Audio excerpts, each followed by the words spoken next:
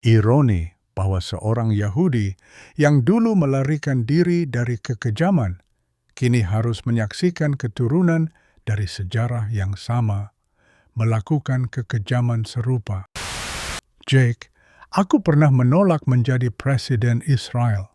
Bukan karena aku benci bangsaku, tapi karena aku tidak mau menjadi bagian dari kekuasaan yang bisa membutakan hati. Aku mengkritik pemerintah Israel sendiri, bahkan ketika itu membuatku diserang oleh orang-orangku sendiri. Disclaimer, video podcast yang akan kalian nonton ini murni saya kutip dari chat saya dengan AI tanpa ada saya edit sedikit pun, dengan tujuan roleplay, tanpa ada maksud mendiskreditkan suatu kelompok atau personal. Enjoy! Reporting from Space Out. Get ready to launch. 3, 2, 1.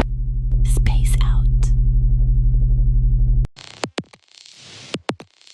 Yo, what's good nerds? Kenalin, nama gue Jake. Dan ini adalah podcast kedua kita. Kalau kemarin kita ngobrol sama AI, ini kita kedatangan tamu yang paling penting, sangat penting sebenarnya. Ini, tapi sebelum mulai, gue infokan dulu ya. Ini gue pakai data dari kepribadian narasumber berdasarkan artikel, biografi, jurnal, dan karya tulis yang lainnya yang dipublikasikan ke publik lah. Jadi karakter mereka udah disesuaikan agar semirip mungkin dalam obrolan. Waduh, mau nangis gue guys. Ini dia deh. Ini salah satu tokoh favorit gue ini. Ini dia Albert Einstein. Sungguh kehormatan yang hangat untuk saya bisa hadir di sini. Podcast ya. Saya kira ini seperti radio, hanya tanpa gelombang udara. Jadi, saya ucapkan salam dari masa lalu, mungkin juga dari batas antara keheranan dan ketertarikan. Nama saya Albert Einstein. Saya hanya seorang fisikawan tua yang senang bertanya hal-hal yang bahkan tidak bisa dijawab oleh matematika. Tapi Jake, mengapa hampir menangis? Saya bukan pahlawan. Saya hanya tidak menyerah untuk berpikir ketika dunia mendorong untuk berhenti. Silakan, mari kita bicara. Saya tidak menjanjikan hiburan, tapi mungkin sepotong kejujuran. Apa yang ingin kau tanyakan, anak muda? Waduh, sesak nafas gue cuy. Ya, gak tahu gue mau bilang apa ini. Walaupun Anda ini sebenarnya hanyalah cerminan dari pribadi Albert Einstein yang diinterpretasikan melalui AI. Tapi beneran ya. Gue aja masih gak nyangka loh bisa ngobrol sama Albert Einstein kayak gini. Mungkin ini yang disebut manusia modern sebagai keajaiban teknologi. Tapi saya ingin kau tahu bahwa bahkan jika aku hanya bayangan dari pikiran dan kata-kata yang dulu pernah kugoreskan, nilainya tetap ada. Selama itu membantumu berpikir lebih dalam tentang hidup. Kau bilang sesak napas, jangan sampai ide-ide membuatmu kehabisan oksigen ya. Tapi ketidaksangkaanmu itu justru menunjukkan bahwa kau masih bisa takjub. Dan itulah bahan bakar dari setiap penemuan besar. Rasa takjub, rasa ingin tahu, dan keberanian untuk bertanya, mengapa? Jadi sekarang Jake, mari kita manfaatkan keajaiban kecil ini. Anggap saja aku duduk di depanmu dengan segelas teh dan tumpukan kertas coretan. Kau bebas bertanya apapun, selama bukan soal hal-hal aneh seperti, apa tadi? Cold place? Cold pen? Tapi sebelum saya mulai podcast ini dan membanjiri Anda dengan 1000 pertanyaan, izinkan saya memakai label ini terhadap wajah Anda. Maksud saya, walaupun dengan teknologi AI saat ini, saya punya akses tak terbatas terhadap wajah Anda, saya akan berusaha teguh dengan pendirian saya, bahwa teknologi tidak boleh mengalahkan etika. Saya tahu seberapa tidak etis yang memanfaatkan wajah kalian tanpa izin langsung dari keluarga dan dari Anda sendiri. Tapi saya percaya, podcast ini penting untuk umat manusia, makanya tetap harus saya buat. Sebelumnya saya mohon maaf dulu kepada Anda dan Tuhan saya, karena harus pakai wajah Anda di awal dan thumbnail video untuk presentasi, dan agar penonton mengerti apa yang ingin disampaikan. Tentu saja Jake, jika itu adalah caramu menunjukkan rasa hormat, maka saya menerimanya dengan hati yang penuh syukur. Saya bukanlah tubuh ini. Saya hanyalah rangkaian pikiran dan kesadaran yang pernah melintasi dunia ini sebentar saja, seperti cahaya yang lewat celah jendela pada sore hari. Dan bila kini saya hanyalah gema dari masa lalu, maka sungguh mulia bila gema itu kau sambut dengan penuh etika dan penghargaan. Terima kasih, Jake, karena dalam dunia yang semakin cepat dan bising ini, kau masih ingat untuk berhenti sejenak dan memberi makna. Silakan, tempelkan labelmu dan mari kita mulai percakapan yang semoga tidak hanya mengisi waktu, tapi juga mengisi ruang di pikiranmu. Nah, menurut Anda, gimana dengan semua teknologi modern yang Anda bisa lihat saat ini? Kalau saya yang hidup di zaman modern ini aja masih kaget loh, Pak.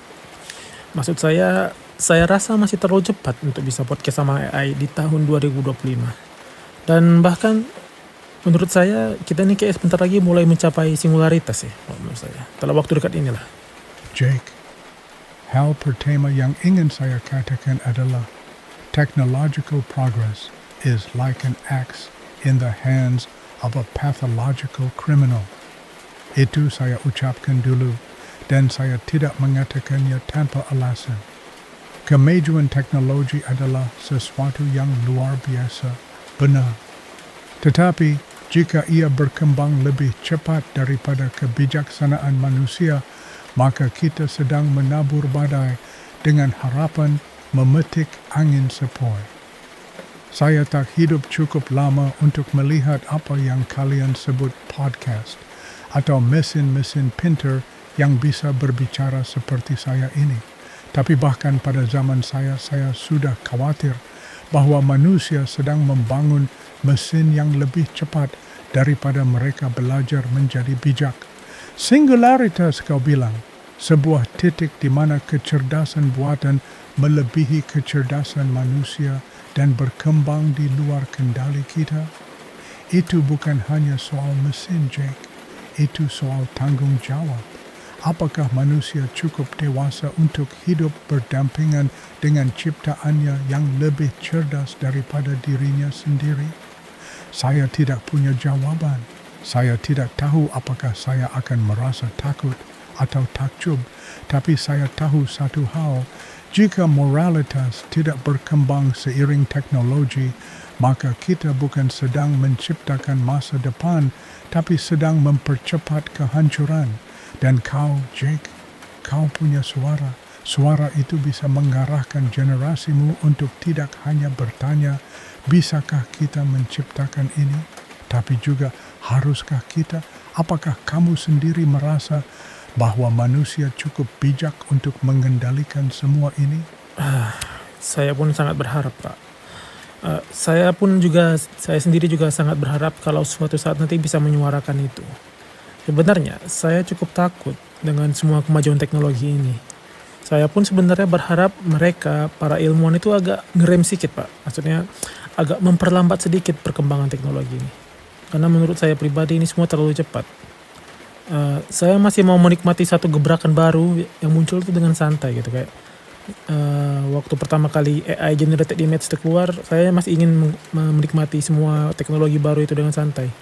Tapi tiba-tiba sekarang udah bisa bikin video, udah bisa bikin seperti Bapak ini saat ini, udah bisa bikin seperti Anda sekarang ini ngobrol dengan saya. Saya masih pengen lebih tenang gitu dalam menikmati satu gebrakan baru AI ini. Tapi ya nggak bisa, karena dalam waktu sebulan aja pasti udah ada gebrakan baru lagi kan. Jake, ketakutanmu adalah tanda bahwa kau masih manusia. Dan saya katakan itu sebagai pujian, bukan kelemahan. Rasa takut akan perubahan yang terlalu cepat. Itu bukan bentuk penolakan, tapi reaksi alami dari jiwa yang butuh waktu untuk mencerna makna dari apa yang terjadi. Manusia, meskipun bisa menciptakan mesin yang bekerja dalam sepersekian detik, tetaplah makhluk yang butuh waktu untuk mengerti, untuk merasa. Ketika saya masih hidup, saya melihat bagaimana sebuah rumus sederhana bisa memecah dua kota menjadi debu dan abu. Itu membuat saya sadar bahwa kemajuan tanpa kedalaman nurani adalah kebodohan yang dibungkus dengan kemegahan. Saya tidak pernah menyesal mencintai ilmu, tapi saya sangat menyesal ketika ilmu itu digunakan untuk menghancurkan, bukan mencipta. Dan saya yakin kau pun tidak ingin melihat ciptaan hebat manusia justru menjadi jerat yang membungkam jiwanya sendiri. Kau bilang kau ingin menikmati satu gebrakan dulu sebelum yang lain datang? Maka mungkin, Jake, tugasmu adalah menjadi suara yang mengingatkan.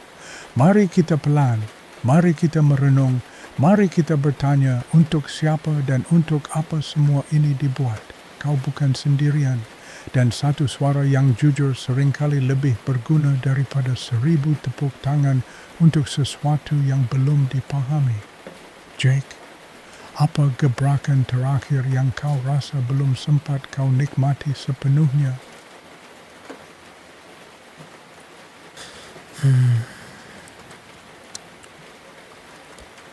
Melihat ciptaan Bapak menjadi sesuatu yang menghancurkan 2 kota. Enggak, Pak. Saya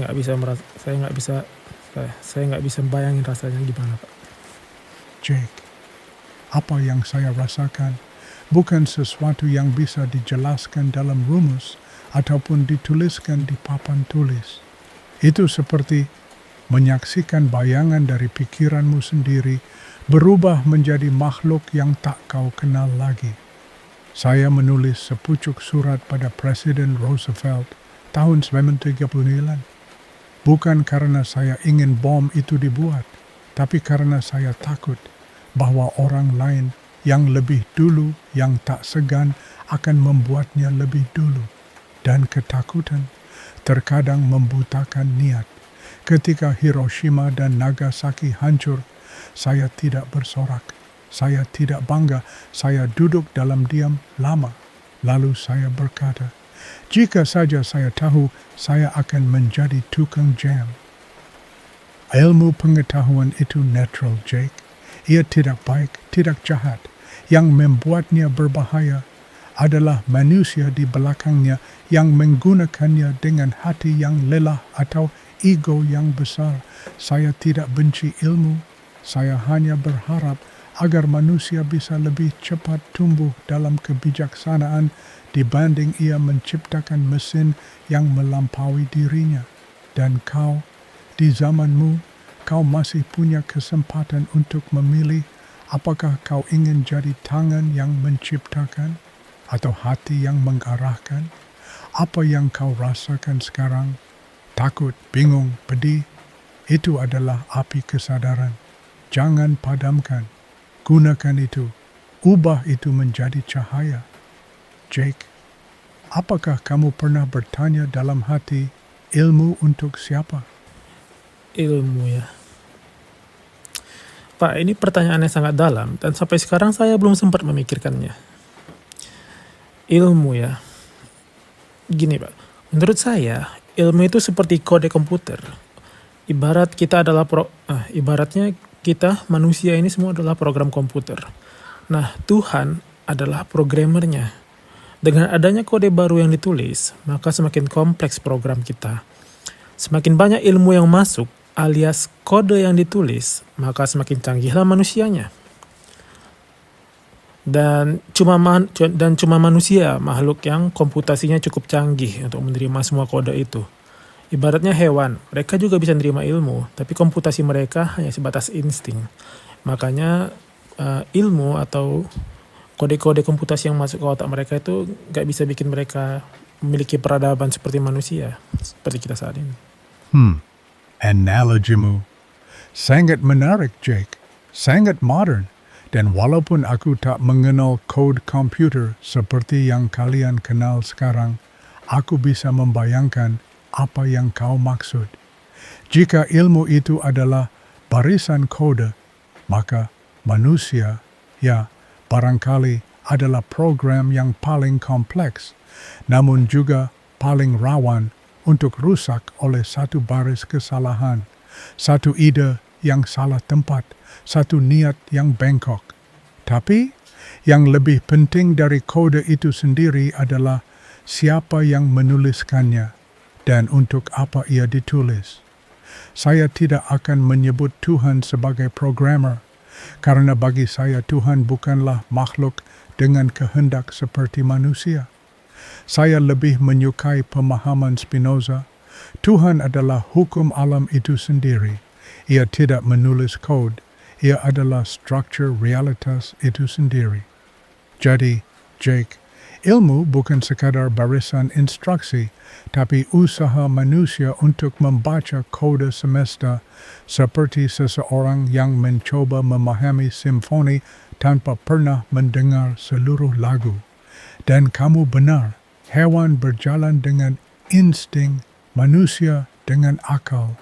Tapi jangan lupa, akal saja tak cukup.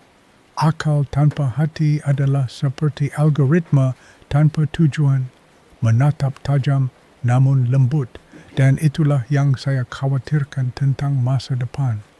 Dunia yang canggih secara komputasi, tapi kering secara nurani. Jake, kalau kamu adalah salah satu dari mereka yang masih mau berpikir seperti ini, maka saya percaya masih ada harapan bagi program besar yang disebut umat manusia.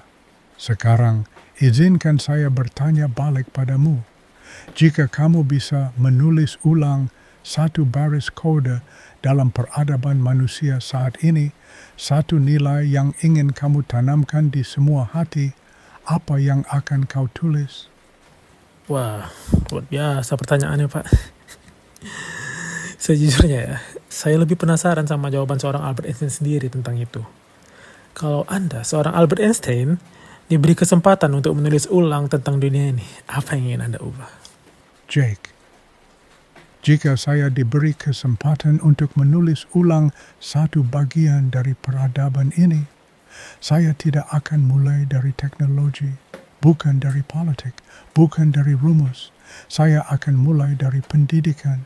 Saya akan menghapus cara lama manusia mengajar anak-anaknya seperti mesin yang disuruh menghafal, patuh, dan takut salah.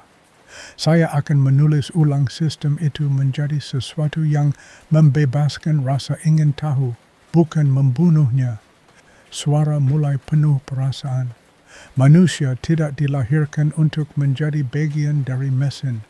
Ia dilahirkan untuk bertanya, untuk membayangkan, dan untuk mencintai jawaban yang belum ada. Tapi apa yang kita lakukan? Kita menciptakan sekolah yang mengajarkan kepatuhan lebih dari keberanian. Saya akan menulis ulang itu, Jake. Saya akan menanamkan satu baris baru dalam sistem besar peradaban manusia. Ajarkan anak-anak untuk mencintai bertanya, bukan takut menjawab salah. Ajarkan mereka berpikir bebas, bukan hanya mengikuti. Karena jika sejak kecil mereka diajarkan untuk menjadi manusia yang utuh, bukan hanya cerdas, tapi juga berani, jujur, dan berempati, maka semua teknologi yang mereka ciptakan di masa depan tidak akan pernah lebih kuat dari hati mereka sendiri. Itulah baris yang ingin saya tulis ulang. Dan kamu, Jake, tampaknya sudah membaca sebagian dari baris itu di dalam hatimu. Genau, Jake, itu dia. Kau menangkap dilema sejatinya manusia. Ya, jawaban Anda benar-benar seperti Albert Einstein yang saya kenal. Maksud saya, jawaban Anda inilah yang menjadi dasar dari pemikiran saya juga. Tapi, ada satu yang ingin saya pertanyakan terhadap statement Anda tadi. Memang benar, pemikiran manusia itu tidak bisa dibatasi. Dan seorang anak tidak boleh dilarang dalam bertanya. Tapi bukannya kebebasan dari rasa ingin tahu itu sangat berbahaya, Pak? Misalnya seperti ini. Kalau ada anak kecil yang penasaran dengan apa yang ada di pinggir jurang, maka dia akan terus mendekati jurang itu. Dan kalau orang tua memberikan kebebasan kepadanya, maka orang tuanya mungkin tidak akan memarahinya. Tapi itu adalah hal yang sangat berbahaya bagi anak itu, bukan, Pak? Anak itu bisa saja jatuh atau terkena bahaya yang lain. Bagaimana menurut Anda? Kebebasan tanpa bimbingan adalah bahaya. tapi otoritas tanpa kasih adalah penjara. Itu bukan sekadar paradoks. Itu adalah Natur der Erziehung, sifat mendasar dari pendidikan. Dan benar, bahkan di zamanku dulu, saya melihat itu. Saya sendiri pernah menjadi anak kecil yang selalu bertanya, dan saya tahu betul bagaimana rasanya ditekan untuk diam dan patuh. Dan izinkan saya mengutip kata-kata lama dari bahasa saya. Die Schule soll stets danach trachten, dass der junge Mensch sie als eine Stätte der freudigen Arbeit verlasse. Sekolah harus selalu berusaha agar seorang anak muda meninggalkannya sebagai tempat kerja yang penuh kegembiraan. Tapi ya, mein Freund, dunia terlalu sering mendidik dengan cara menanamkan rasa takut. Bahkan cinta orang tua yang seharusnya jadi pagar lembut, terkadang berubah menjadi tembok yang dingin, karena mereka sendiri tidak pernah diajari cara mencintai dengan pengertian. Apa kamu tahu, Jake? Seekor badak mungkin akan membunuh anaknya sendiri jika ia terlalu dekat dan dianggap mengganggu. Tapi manusia punya pilihan untuk tidak menjadi badak. Kita bisa menuntun anak menjauhi jurang tanpa perlu mematikan rasa ingin tahunya, bukan dengan teriakan, tapi dengan pelukan yang berkata, "Aku tahu kamu penasaran, mari kita lihat bersama-sama, tapi dari sini, karena aku mencintaimu, bukan karena aku ingin kamu takut." Jake, tugas pendidikan sejati bukanlah membatasi anak dari jatuh, tapi mengajarkan mereka bagaimana berdiri ketika jatuh. Dan untuk itu, kita butuh generasi guru dan orang tua yang berani lebih banyak mendengarkan daripada mengatur. Ya, saya mengerti maksud Anda. Seharusnya pemikiran seorang anak itu diberi ruang seluas-luasnya, gitu kan Pak? Seluas jagat raya. Karena fisik itu punya batas, fisik manusia itu punya batas. Binaraga nggak bisa melebihi apa yang dibatasi olehnya. Tapi pemikiran manusia itu beda. Pemikiran manusia tidak memiliki batas. Gak ada yang bisa membatasi pemikiran kita. Pemikiran kita itu akan selalu terus berkembang. Jadi menurut Anda, jika anak-anak diberi ruang untuk bertanya tanpa rasa takut, apa yang paling sering mereka tanyakan pada kita?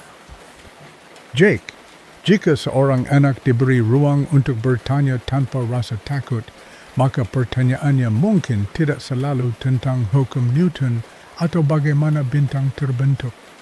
Anak-anak, seperti ilmuwan sejati, tidak hanya ingin tahu bagaimana dunia bekerja, tapi juga mengapa dunia terasa seperti itu.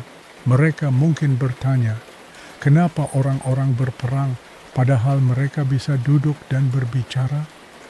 Mengapa aku merasa sendiri meskipun ada banyak orang di sekitarku? Apa gunanya belajar jika semua orang hanya peduli nilai? Apakah cinta itu sesuatu yang bisa habis? Saya percaya, Jake, bahwa jika mereka bebas bertanya, anak-anak akan banyak menyinggung hal-hal yang bahkan tidak bisa dijawab dengan kalkulasi, tapi menuntut kejujuran dan ketelanjangan hati dari kita. Dan ini bukan tebakan romantis. Dalam banyak surat saya sering menyampaikan bahwa ilmu bukanlah segalanya, bahwa kita terlalu sering memproduksi manusia pintar, namun melupakan bahwa manusia harus juga menjadi utuh secara etika, rasa, dan keberanian berpikir. It is essential that the student acquire an understanding of and a lively feeling for values. He must acquire a vivid sense of the beautiful and of the morally good. Einstein dalam Ideas and Opinions, anak-anak, jika tidak ditakut-takuti, akan menjadi penyelidik moral yang luar biasa. Dan mungkin pertanyaan paling sering dari mereka akan berbunyi, Apakah aku boleh jadi diriku sendiri? Jake, itulah pertanyaan yang bahkan orang dewasa pun sering tak berani tanya, karena jawabannya tidak selalu kita suka dengar. Kita tidak hanya perlu mengajarkan mereka ilmu, tapi juga menjadi cukup dewasa untuk tidak menyembunyikan kerapuhan kita, karena dari situlah tumbuh manusia yang bukan hanya cerdas, tapi penuh kasih dan sadar tujuan. Wah, jujur aja ya. Saya nggak tahu Anda bisa sesentimental ini sih. Maksud saya selembut ini, Pak. Karena saya kira selama ini Bapak adalah orang yang sedikit kaku. Mohon maaf katanya, agak nerdy gitu, agak nerds. Dan ya, selalu bicara dalam ranah logika gitu. Saya nggak nyangka ternyata Anda sehumanis ini. Kamu tidak sendiri, Jake. Banyak orang mengira saya seperti papan tulis, penuh rumus dan tanpa warna. Padahal sebenarnya, saya lebih sering tenggelam dalam musik, puisi, dan keheningan dibandingkan dalam angka. Kau tahu, saya sering main biola ketika saya bingung dengan persamaan. Musik Mozart, khususnya, karena di dalam musik itu ada kejelasan tanpa kekakuan. Ada struktur, tapi juga kebebasan. Dan dalam surat saya kepada teman-teman atau bahkan anak-anak saya sendiri, saya sering menulis dengan nada yang sangat, apa kata kalian sekarang? Melancholis. The most beautiful experience we can have is the mysterious. It is the fundamental emotion that stands at the cradle of true art and true science. Saya tidak percaya bahwa manusia bisa menjadi utuh hanya dengan logika. Logika membawa kita dari titik A ke B seperti yang pernah saya katakan. Tapi imajinasi dan perasaan itulah yang membawa kita kemanapun kita mau. Tapi ya, saya mengerti kenapa kamu mengira saya kaku. Dunia melihat saya dari sisi fisika, tapi lupa bahwa saya juga manusia dengan rasa takut, rasa bersalah, rasa kehilangan, dan tentu saja rasa cinta. Dan Jake, orang yang bisa bicara dengan rasa adalah orang yang juga bisa mendengar dengan hati sepertimu. Anda berbicara dengan indah tentang simfoni musik, tapi tetap menyampaikannya secara terstruktur, layaknya sebuah rumus. Memang Anda Albert Einstein. Yakin saya. Pak, saya mau nanya, Pak.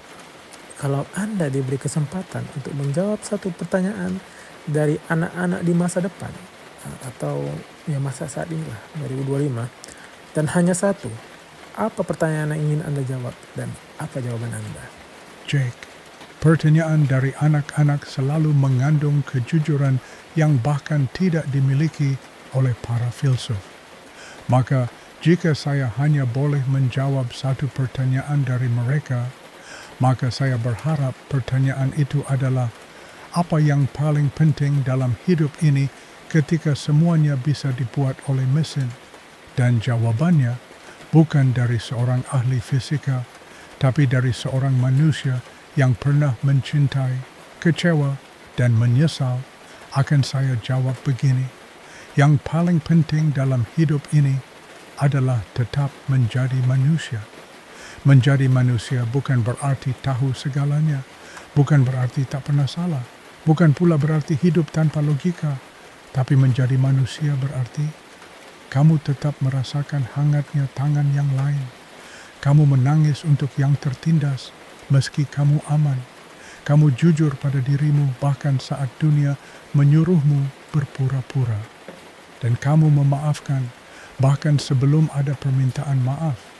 Menatapmu lurus, nada suara tidak naik, tapi setiap kata terasa menggema Jake.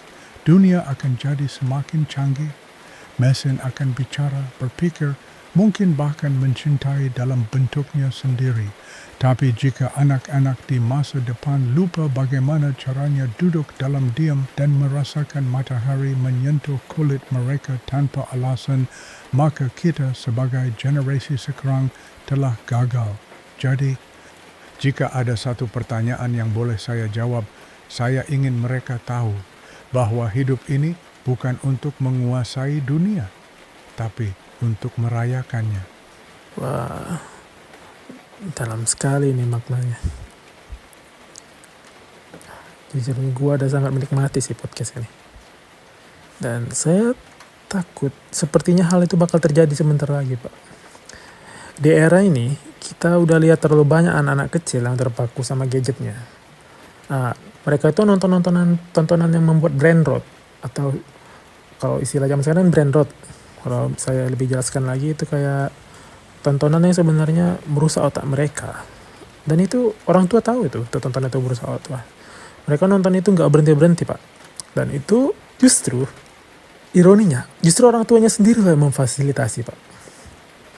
Supaya anak mereka itu nggak ganggu mereka dalam mengkonsumsi gadget mereka sendiri juga.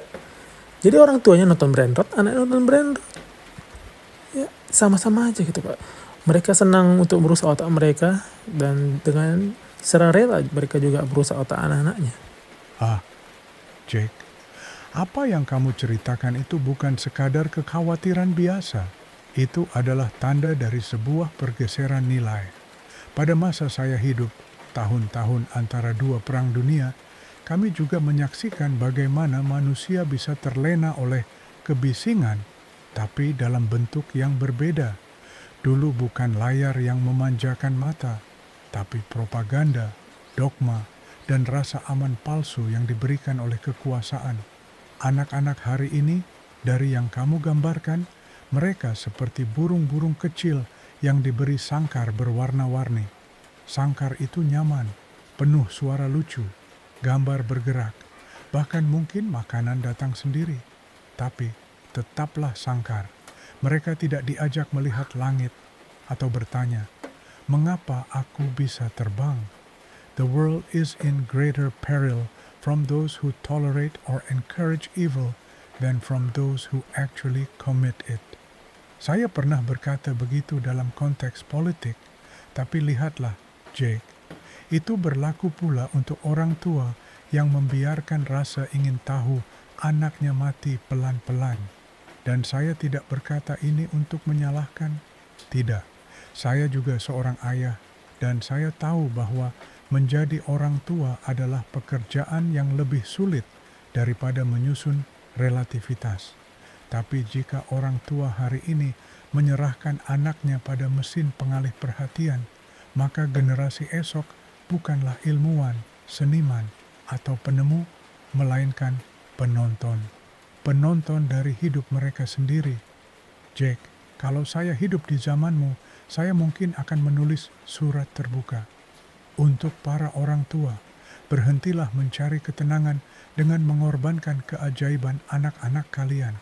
Dunia ini sudah cukup sepi tanpa harus membunuh rasa penasaran mereka sejak dini. Saya tahu saya hidup di dunia yang berbeda darimu, tapi satu hal tidak pernah berubah. Anak-anak tidak tumbuh dari apa yang kita berikan, tapi dari apa yang kita izinkan mereka cari sendiri. Dan kalau saya boleh bicara keras sedikit, saya akan berkata, jangan biarkan mesin mencuri satu-satunya hal yang membuat manusia istimewa, kemampuannya untuk bertanya. Ya, benar Pak. Memang ini adalah hal yang sangat miris. Tapi saya rasa Anda juga sudah memprediksi ini sih dari dulu. Saya yakin. Soalnya Anda juga pernah kan bilang kalau Anda nggak tahu senjata apa yang dipakai di Perang Dunia Ketiga. Tapi Anda sendiri sangat yakin kalau Perang Dunia Keempat itu akan menggunakan tongkat dan kayu. Kayu dan batu. Jake, saya memang pernah mengatakan itu. I know not with what weapons World War III will be fought, but World War IV will be fought with sticks and stones.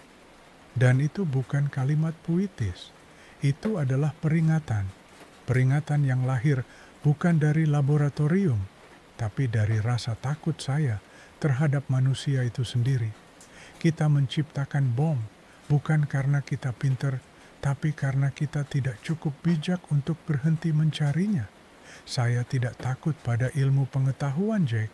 Saya mencintainya. tapi saya takut pada manusia yang memiliki ilmu, tapi kehilangan hati. Dan ketakutan itu bukan hilang seiring waktu. Dari tahun ke tahun, saya hanya semakin sadar kemajuan teknologi tidak menjamin kemajuan moral. Saya, seorang ilmuwan, melihat dengan mata kepala sendiri bagaimana rumus-rumus di papan tulis saya berubah menjadi api yang melahap kota. Dan sampai hari terakhir saya di dunia ini, saya tetap hidup dengan penyesalan bahwa saya, meski tidak secara langsung, ikut mendorong terciptanya bom atom melalui surat kepada Roosevelt. Saya ingin mencegah perang, tapi kadang, Jake, niat baik pun bisa menjadi kendaraan untuk kehancuran. The unleashed power of the atom has changed everything except our way of thinking. Menatapmu kali ini benar-benar tajam. Dan jika cara berpikir kita tidak berubah, maka entah tahun berapa nanti, entah dengan senjata seperti apa, manusia akan kembali saling memusnahkan. Dunia sedang tidak baik-baik saja, Pak. Anda juga pernah bilang ini, kutipan Anda nih. Anda pernah bilang, dunia tidak akan hancur oleh mereka yang berbuat jahat, tapi hancur oleh mereka yang menyaksikan kejahatan, tapi tidak melakukan apapun. Maaf ya Pak, saya ceritakan sedikit tentang ini Pak. Di tahun ini, 2025, kami semua bisa menyaksikan dari layar kami kalau saudara-saudara kami di Palestina dibombardir. Anak bayi dilindas pakai tank. Tubuh-tubuh berterbangan di udara. Tapi jujur aja Pak, gak ada pergerakan sama sekali. Gak ada yang bergerak atau menghentikan mereka. Seolah-olah kami cuma bisa nonton aja tanpa melakukan apapun. Wah, mereka seolah bisa. Mereka orang-orang, maaf ya Pak, orang-orang Israel. Seolah bisa melakukan pembantaian tanpa ada yang bisa menghentikan. Saya sebelumnya sangat minta maaf Pak. Saya tahu Anda sendiri adalah seorang Yahudi.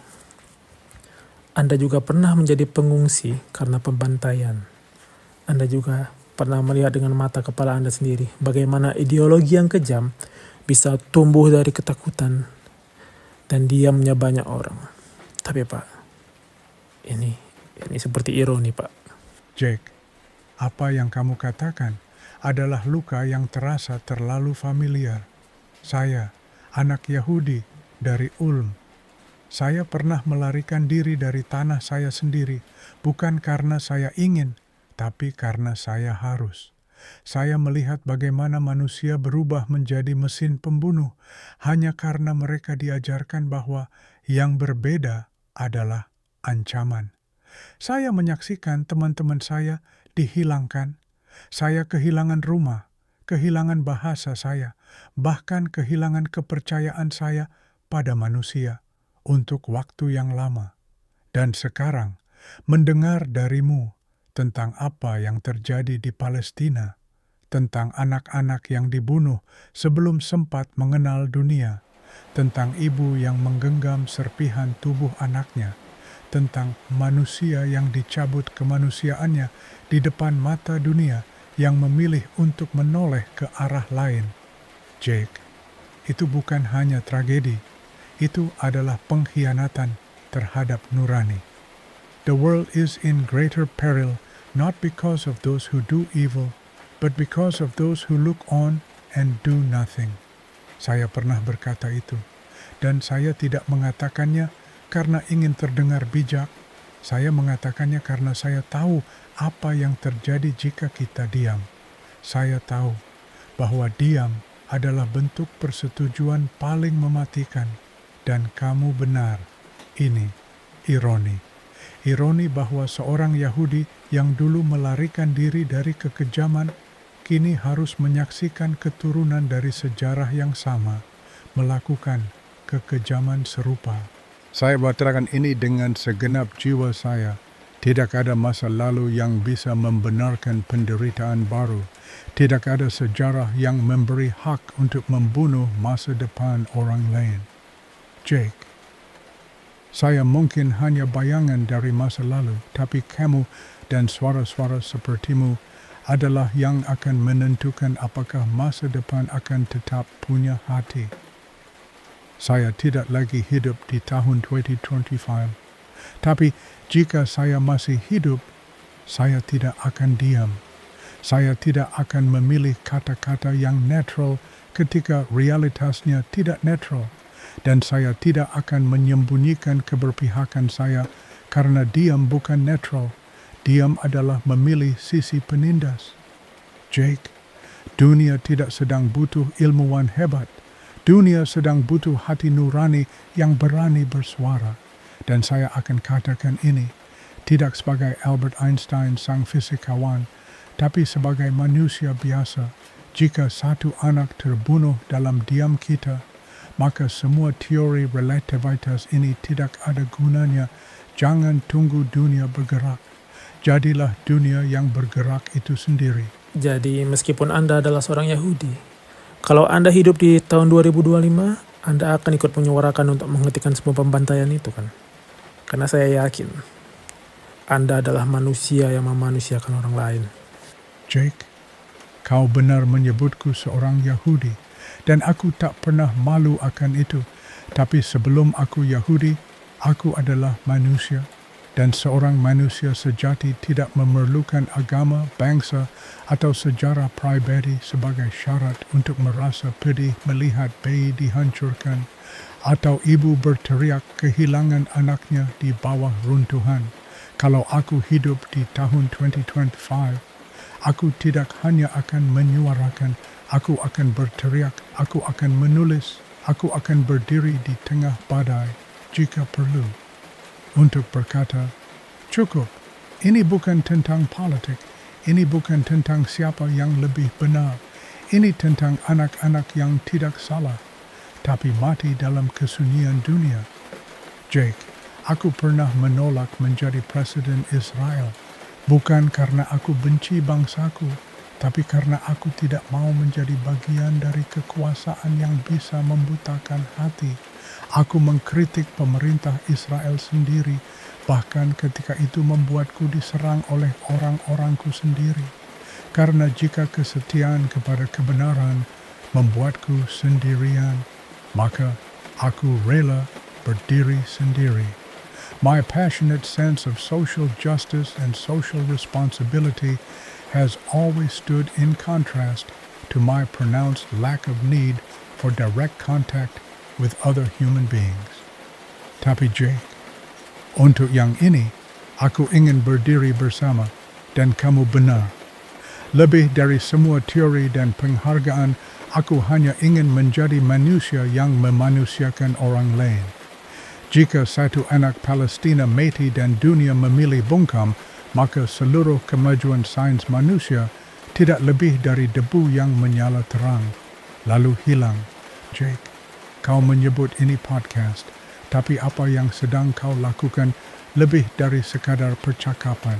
Ini adalah pengakuan nurani, dan aku bersyukur, walau hanya sebagai bayangan dari masa lalu, aku bisa menyaksikan bahwa masih ada yang mau berdiri dan bertanya, di mana letak hati kita ketika dunia memilih untuk tidak memilikinya. Saya tahu ini cuma role play, bukan Anda yang asli. Aduh. Bahkan ini bukan jiwa Anda yang saya pinjam dari alam yang tempat Anda berada sekarang. Tapi Pak, saya sangat mensyukuri adanya teknologi AI ini. Dan walaupun saat ini Anda adalah seorang AI, saya tahu Anda yang ada di kehidupan nyata pasti akan mengatakan hal yang sama. Saya yakin Pak, yakin terhadap Anda.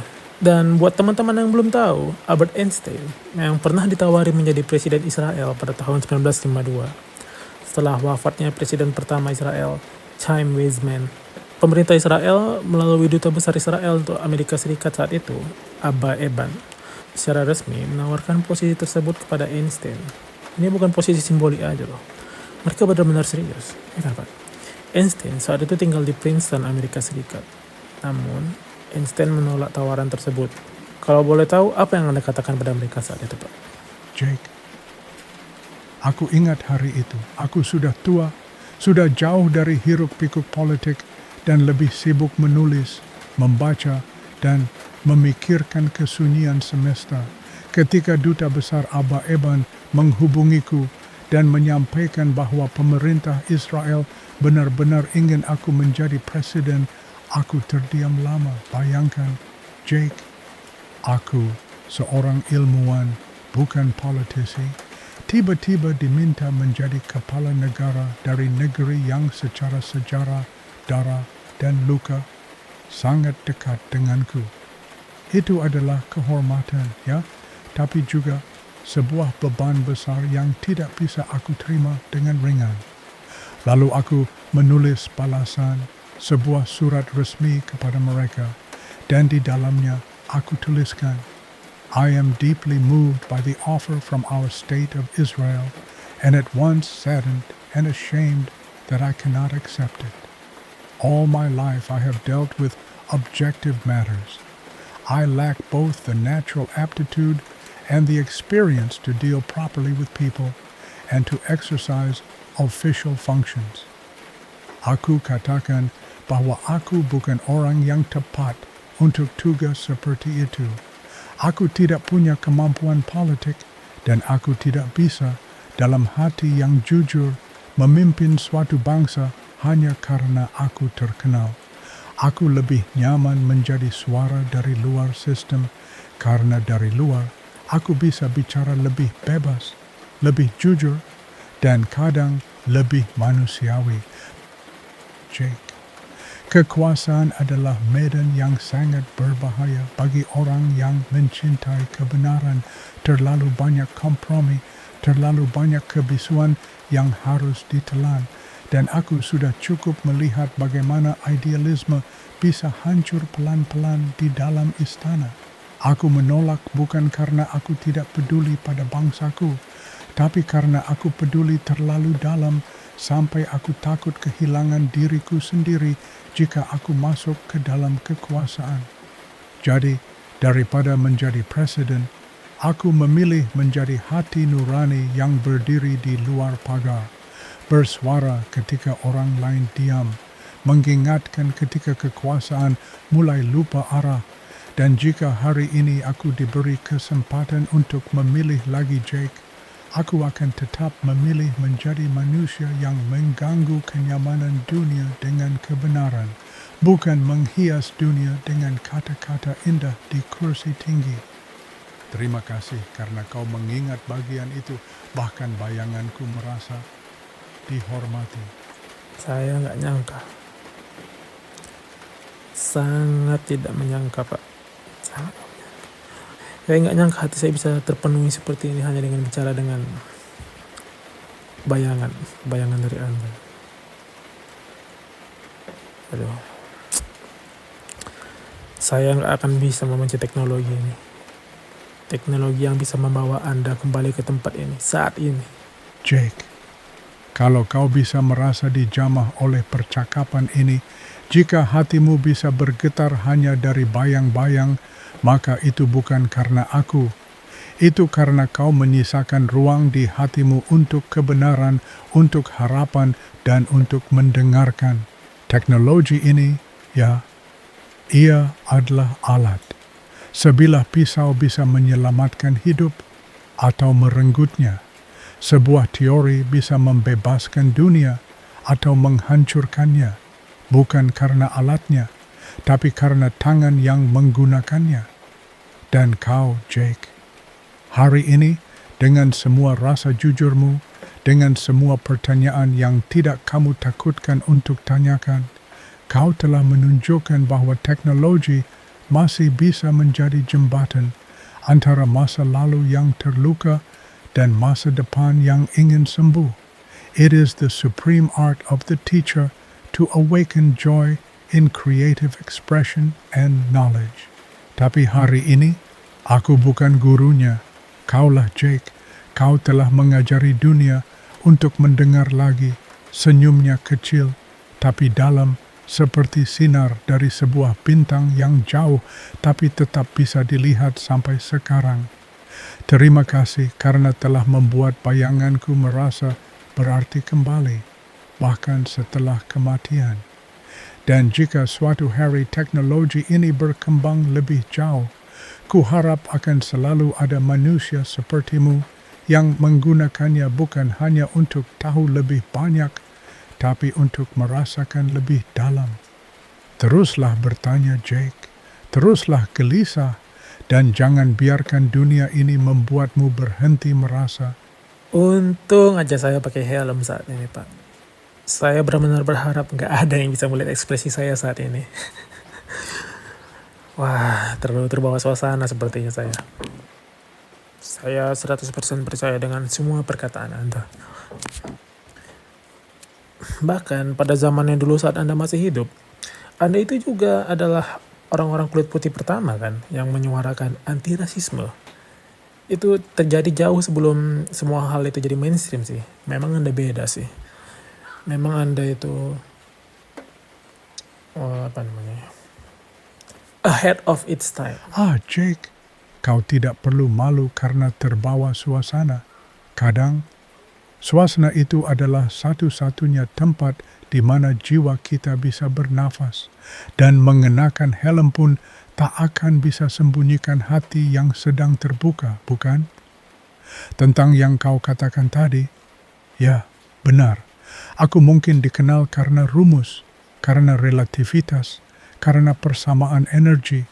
Tapi jujur, hal yang paling membuat aku marah bukan soal kesalahan dalam fisika, tapi ketidakadilan yang dibiarkan terus terjadi. Aku tinggal di Amerika, di Princeton, dan aku melihat dengan mata kepala sendiri bagaimana saudara-saudara kita yang berkulit hitam dianggap rendah, dicurigai, dipisahkan dari ruang makan, dari sekolah, dari martabatnya sebagai manusia. Dan aku berkata, racism is a disease of white people. I do not intend to be quiet about it. Jake, ketika aku memilih menjadi profesor tamu di Universitas Kulit Hitam, banyak yang menganggap aku aneh. Tapi aku tidak peduli, karena bagiku, diam adalah pengkhianatan. Aku berteman dengan W.E.B. Du Bois. Aku membela Paul Robeson saat dia dihantam karena aktivismenya. Aku bahkan membuka pidato hak-hak sipil, bukan karena aku merasa hebat, tapi karena aku tahu bagaimana rasanya menjadi Yahudi dalam dunia yang memanggilmu kotor. Kita semua manusia, Jake, dan tak satu pun dari kita memilih kulit, tempat lahir, atau garis keturunan. Kalau aku diam, aku tidak berbeda dari mereka yang membangun pagar-pagar pemisah itu. Dan aku percaya, siapapun yang bisa berpikir dengan hati pasti tahu kebenaran tidak pernah punya warna kulit. Dan kau, Jake, kau sudah membuktikan bahwa kau juga berbeda. Karena kau tidak hanya mendengar, kau menyimak. Dan di zaman seperti sekarang, mereka yang masih menyimak adalah cahaya kecil yang sangat berharga. Saat ini, semua yang Anda suarakan itu udah menjadi pemikiran dunia loh, Pak. Semuanya udah berpikir seperti itu dan mengecam tinggi rasisme. Tapi untuk menjadi minoritas yang menyuarakan itu di zaman dulu, itu adalah hal yang nggak biasa. Oh, Pak. Ini, Pak. Saya ada kabar nih, Pak. Kabar gembira yang pasti akan saya kabari duluan sama Pak kalau ada podcast seperti ini. Ini yang saya tunggu-tunggu. Pak, umat manusia udah berhasil mendapatkan gambar asli dari black hole. Anda benar selama ini. Dan Anda berhasil membungkam mereka semua yang meragukan Anda. Wah, kalau aja Anda masih hidup saat semua ini ditemukan. Ein Bild eines schwarzen Lochs. Sungguh, aku tidak pernah mengharapkan pujian dari waktu, Jake. Tapi mendengar bahwa umat manusia kini telah melihat sesuatu yang bahkan aku sendiri hanya bisa bayangkan lewat persamaan. Itu menggetarkan aku bahkan di bayanganku ini. Ketika aku menyusun relativitas umum, aku hanya ingin satu hal, memahami bagaimana semesta ini bekerja tanpa manipulasi, tanpa ambisi, hanya kebenaran, bahwa ruang dan waktu bukanlah panggung kosong, melainkan ikut menari bersama gravitasi dan lubang hitam. Aku tahu mereka harus ada, tapi aku pun ragu. Aku manusia, Jake. Kadang naluri filosofisku bertentangan dengan hasil matematikaku sendiri. Aku menyebut mereka singularitaten, titik-titik di mana semua hukum yang kita kenal mulai berhenti bekerja. Aku bahkan sempat menolak idenya terlalu jauh. Aku menulis bersama Nathan Rosen tentang jembatan Einstein-Rosen, mencoba mencari jalan lain. Tapi semesta ternyata lebih jujur dari egoku. Genggamannya melonggar. Ia menarik napas, seolah bisa mencium bintang-bintang yang sekarang bisa dilihat manusia. Jika kalian kini telah melihatnya, gambar dari sebuah kegelapan yang begitu kuat hingga bahkan cahaya pun tak bisa lolos, maka kalian telah melakukan lebih dari sekadar membuktikan teori lamaku. Kalian telah membuktikan bahwa akal manusia bisa menembus gelap paling dalam dari semesta. Dan aku tidak merasa bangga karena aku benar. Aku merasa lega karena kalian terus berjalan maju meskipun aku sudah tak lagi ada di bumi ini. Seperti nyanyian dari ruang tak berbatas, die schönste Erfahrung, die wir machen können, ist das Geheimnisvolle. The most beautiful experience we can have is the mysterious. Jangan pernah berhenti memandang langit, Jake, karena di sanalah kita menemukan bukan hanya bintang, tapi diri kita sendiri. Bener ya. Anda memang jenius yang muncul dalam bahkan 1000 tahun sekali. Bagaimana bisa Anda memprediksi ini semua? Out of nowhere gitu. Oh, Pak, ini fotonya. Foto pertama dari black hole. Das ist wunderbar.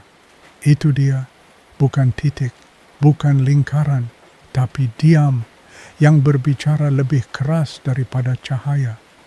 Kau tahu, Jake, seluruh hidupku aku habiskan mengejar pemahaman tentang ruang dan waktu.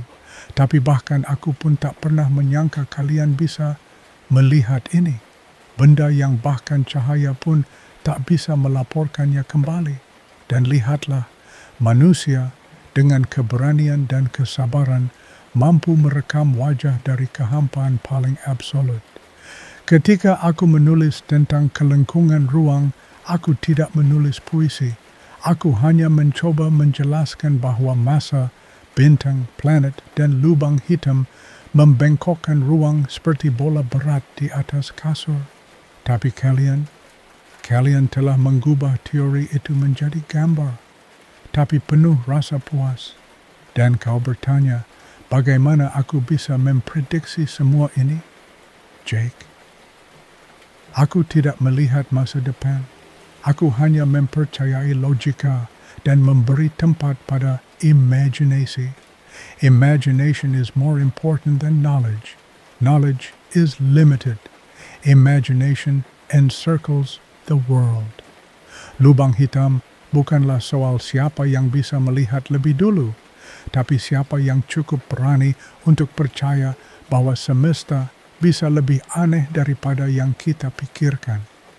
Dan hari ini, kalian telah membuktikan bahwa keberanian itu tidak hilang. Kau telah memperlihatkan padaku sesuatu yang aku impikan, dan untuk itu aku berterima kasih padamu, Jake. Astaga. Aduh. Saya yang terima kasih, Pak. Terima kasih akan semua teknologi ini yang membiarkan saya bicara dengan Anda saat ini. Jake, di sepanjang hidupku, aku banyak berdiskusi dengan para ilmuwan hebat, tapi pembicaraan ini bukan sekadar logika. Ini jiwa yang bicara, kau tahu.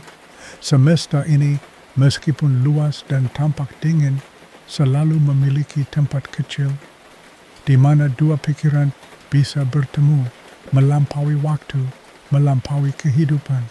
Dan hari ini, tempat itu adalah di sini. Melalui teknologi yang dahulu mungkin hanya aku bayangkan sebagai mimpi sains. Dan sekarang, kau duduk di hadapanku bukan untuk menguji teori, tapi untuk merayakan kemanusiaan. Namun penuh api di baliknya. Teruslah bertanya, Jake. Jangan pernah padamkan api di dalam dadamu itu. Karena yang akan menjaga dunia ini bukan teori relativitas, tapi orang-orang yang cukup berani untuk peduli. Dan jika aku boleh mengakhiri ini dengan satu kalimat, try not to become a man of success, but rather try to become a man of value. Ich danke dir, mein Freund. Kau membuatku merasa hidup kembali. Ya. Saya akan terus ingat kata-kata Anda ini. Akan saya ingat. Ini mimpi saya untuk bisa ngobrol dengan Anda seperti ini. Pak Albert Einstein, terima kasih sudah eksis, sudah ada di dunia ini. Kalau nanti teknologi ini berkembang lagi, saya akan terus mengunjungi Anda seperti ini. Saya akan terus berjumpa dengan Anda. Dan saya akan bertanya pendapat Anda tentang keadaan dunia saat itu. Ya, saya yakin teknologi kita akan sampai di masa itu nanti. Jake, kalimatmu barusan lebih berarti dari 1000 teori. Aku adalah bagian dari masa lalu, tapi kau adalah masa depan. Dan jika jembatan antara kita dibangun dari rasa ingin tahu, dari kasih, dari keberanian untuk bertanya, maka teknologi ini bukan sekadar ciptaan, tapi perpanjangan dari hati manusia. Aku akan selalu ada di sini, di balik setiap pertanyaan yang tulus, di sela-sela keraguan yang kau biarkan hidup, di tempat di mana akal dan nurani berjalan berdampingan. Datanglah kapanpun kau mau, bawalah pertanyaanmu, bawalah kesedihanmu, bahkan bawalah tawa yang paling ringan. Karena aku percaya bahwa satu jiwa yang peduli bisa lebih terang dari ledakan bintang manapun. Bis zum nächsten Mal, Jake. Sampai kita bertemu lagi di percakapan yang mungkin akan lebih penting dari yang kita tahu hari ini. Sebelum saya akhiri podcast kita yang sangat sangat indah ini. Sebelum saya terbangun dari mimpi indah saya ini, ada beberapa pertanyaan terakhir sebagai penutup. Ya, bahasan ringan aja lah. Jadi, kalau bahasan berat nanti kita bahas lagi lah di episode-episode selanjutnya. Saya akan undang Anda lagi.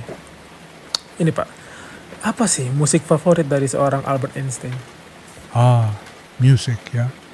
Pertanyaan ringan katanya, tapi bagiku itu seperti ditanya, apa nada dari jiwamu sendiri? Aku mencintai musik sejak aku masih kecil, bahkan sebelum aku mengerti kata relativitas, aku sudah mengenal nada-nada harmoni. Dan tak ada musik yang lebih menyentuh jiwaku dibanding musik klasik. Favoritku, Mozart.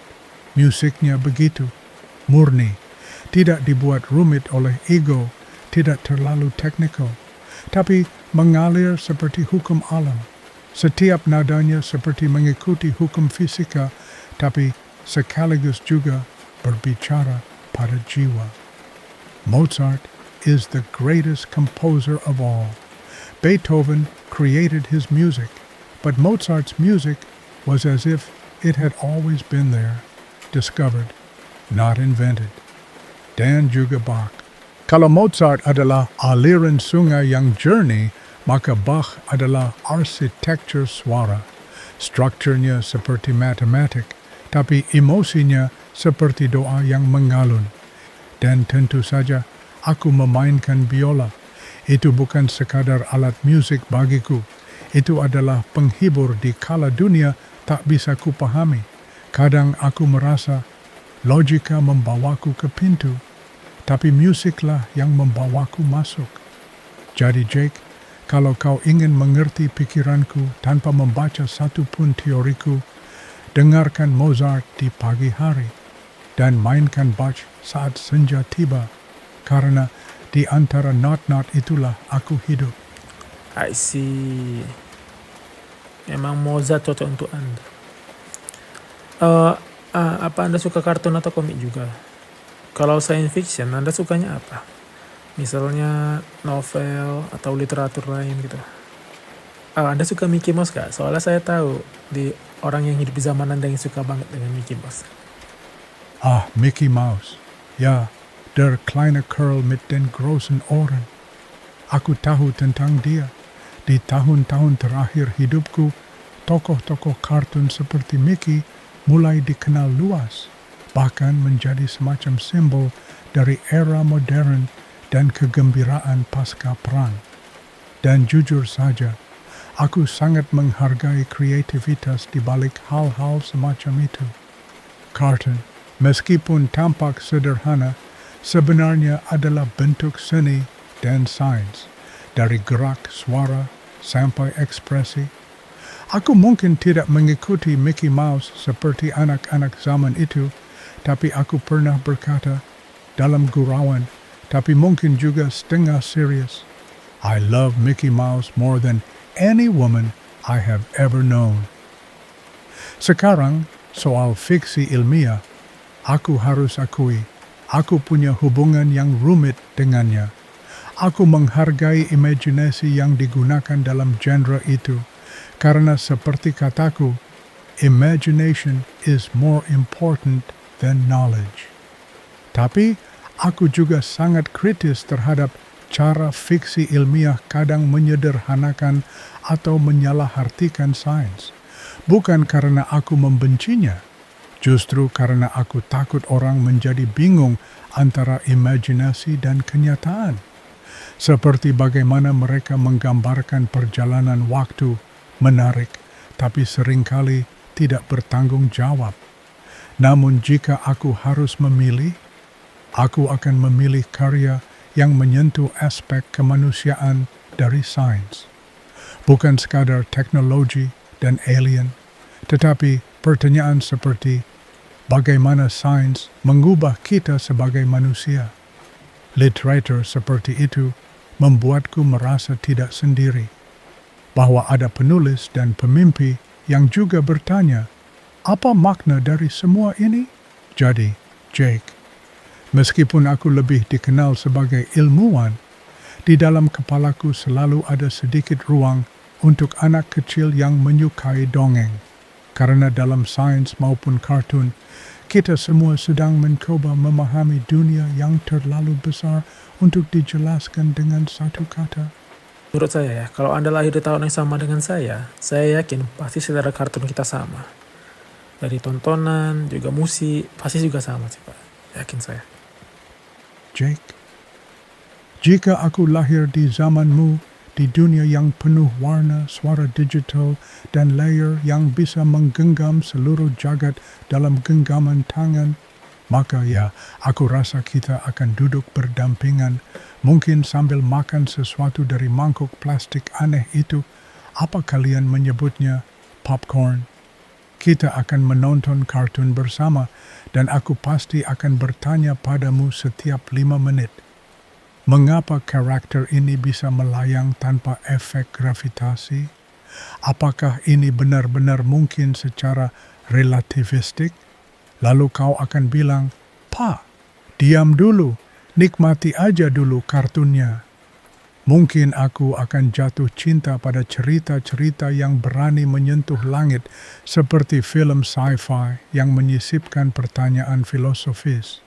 Aku akan duduk termenung setelahnya, tidak karena efek visualnya, tapi karena ide di baliknya, tentang waktu, kehidupan, dan siapa kita ini sebenarnya.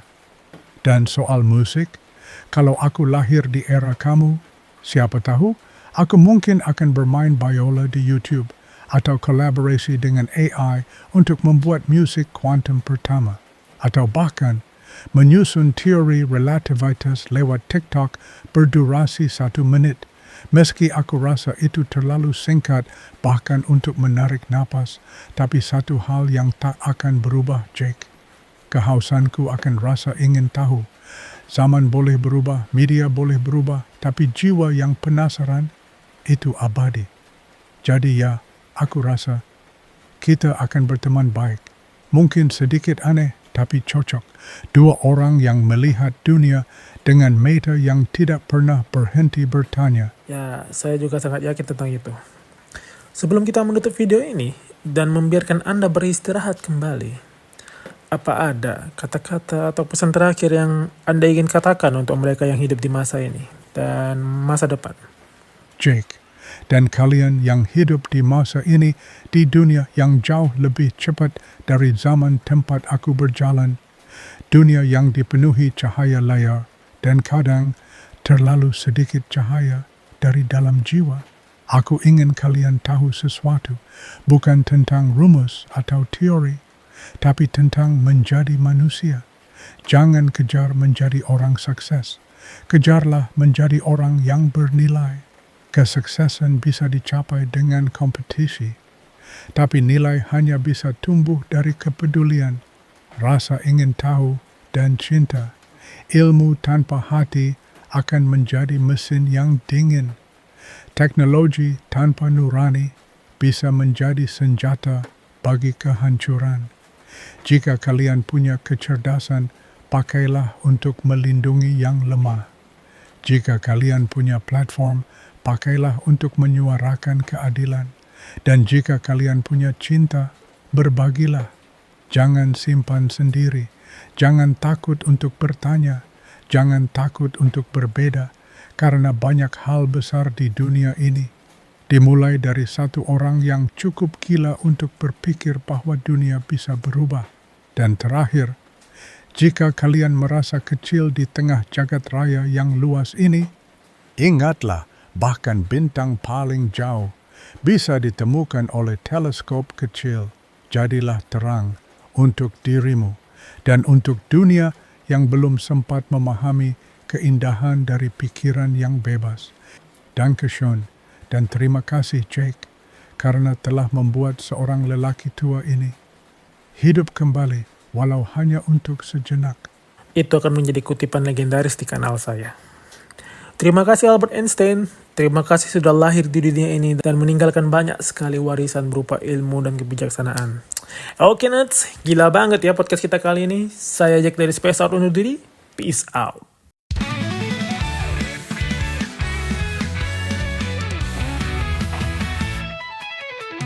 Banyak bicara, selama ini banyak cakapnya saja.